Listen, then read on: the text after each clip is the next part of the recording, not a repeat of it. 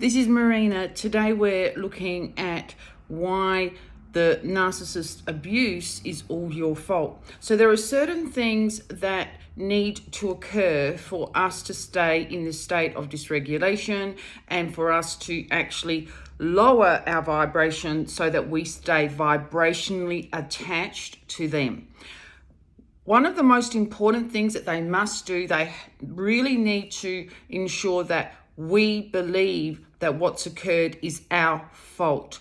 And that if they behaved in a negative way, if they lost their cool or lost their temper, it's because of what we did to them. Now, what the narcissist hates hearing is no.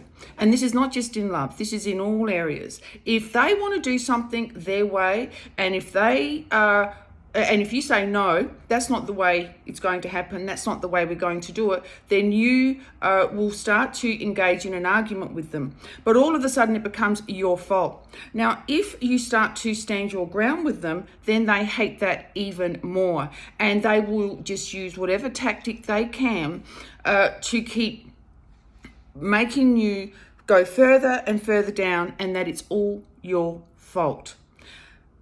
Narcissists need to do very little when it comes to emotional contribution to a relationship.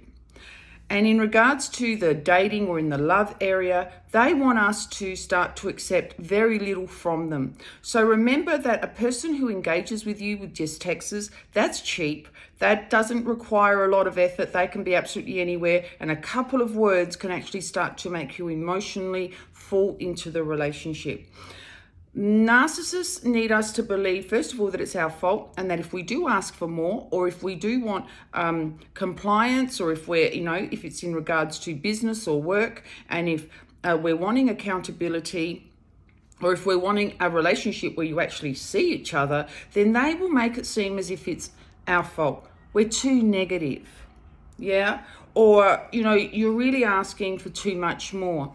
Now, with the narcissist making us believe that it's all our fault, sadly, we start to these feelings that come up for us, this anxiety, if our abandonment trauma has been activated, which we all have the abandonment trigger, right? And if we're not careful, it's going to be staying on the whole time, whereas it's designed to tell us that something is wrong.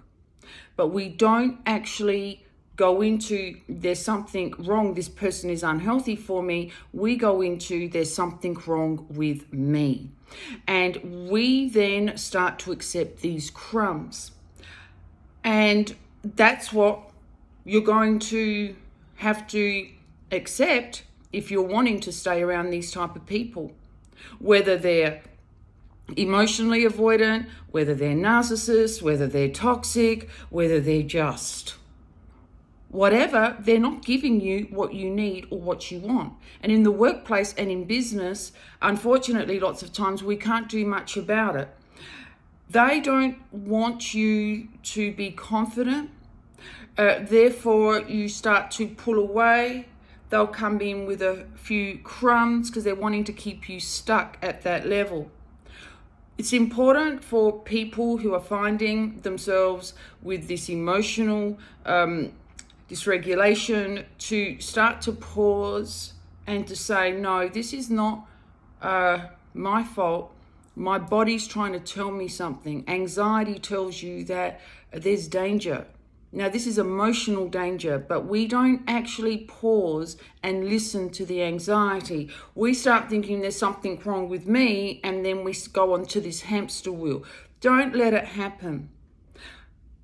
If you need to break free from a situation that you are currently finding yourself and you're finding it very, very difficult, please reach out because I can help you. That's all for now, and take lots of care.